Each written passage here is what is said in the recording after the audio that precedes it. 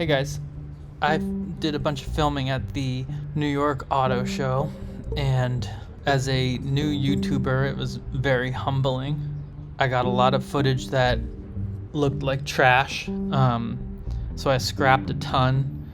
It was tough filming around all the children that were there, and overall it was loud and hectic. And trying to film all the different cars all at once, I realized was a big challenge, and I think I'm gonna post this video. I'm a new channel, and I feel like this video does not represent the quality and depth that I would like to portray going forward. At least get a glimpse into the New York Auto Show. Scrub through this if you want to. I have a few comments here and there throughout, but overall, I think filming a show like this when it's open to the general public is a big challenge.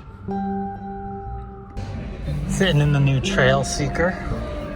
Got a straight top and bottom on the steering wheel.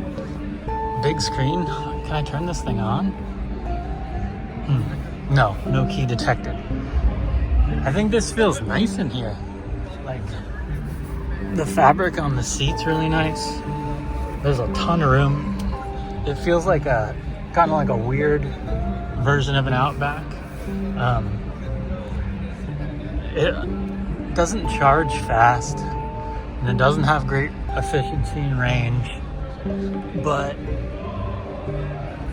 I guess I'd much rather have this personally than the Solterra. Big trunk in the Trail. What the hell is it called? Trail something. Right here, you got your charge port, passenger front, which is good considering it's NACS now. But you're gonna be pulling into a charger. You're gonna be able to get the right stall now, but the cord comes from here. And so why is the door not open the other way?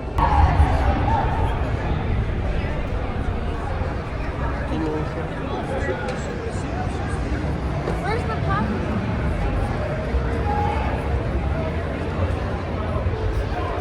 These two are Now immediately sitting in the Solterra right after being in there. It's tighter. I think if you're smaller, this car might be nicer, but I mean, either way, I wouldn't want either of these really. But like, outside of the downfalls of the electric platform that they're on, they feel like solid cars. Same, I mean, that material's all crinkly there, but it feels nice. I think that this stuff looks really cheap and cheesy. Like, you know, Tesla covers this with like an Alcantara. Yeah.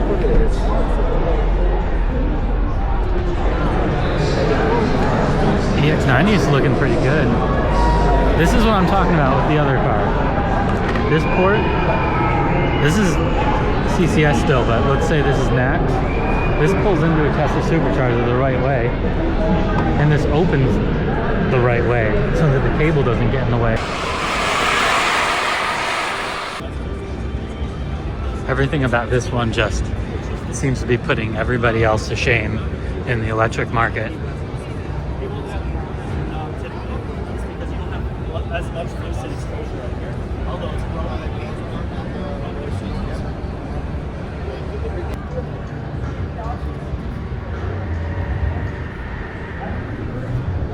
Ioniq 5.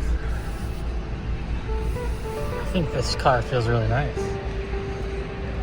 I don't really know what's going on with this. It's an interesting gear changer. I think if you need a small hatchback, this is a really, really nice choice.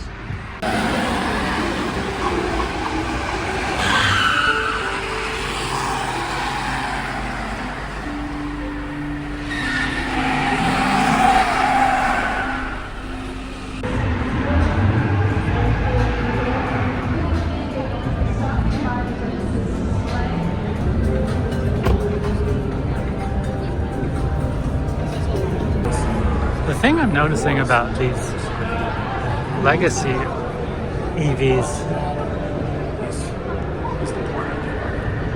is that they're drawing a lot of attention at the show, but they just don't have any of the stats that are as good as the ground up electric car makers. But I guess people just don't really look into all those stats, and they just feel comfortable with an automaker they know.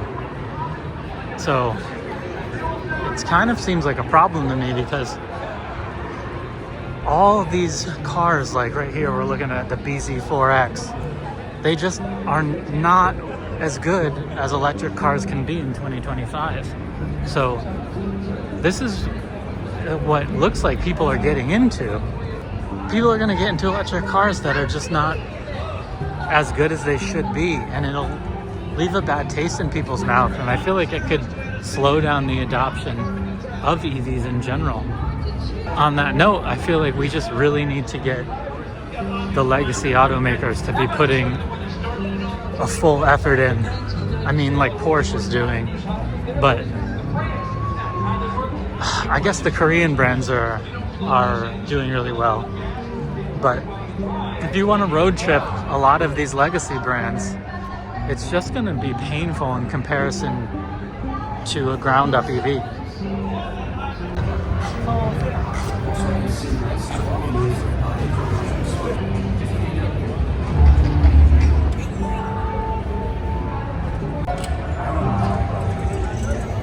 Kia doing crazy things.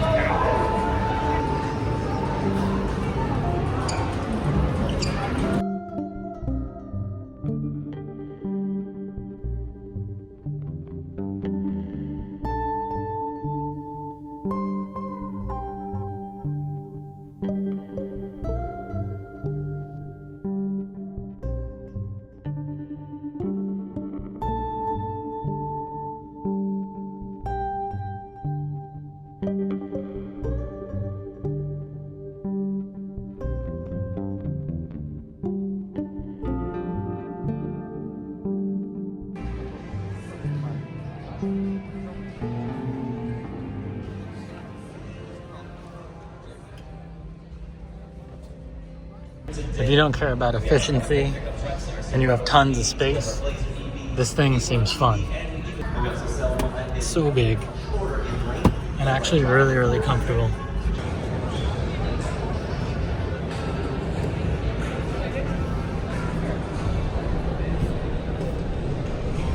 Be sure to check out our booth activations. Make sure you enter to win a dinner for two to the prestigious Genesis House, $500 Amazon gift card,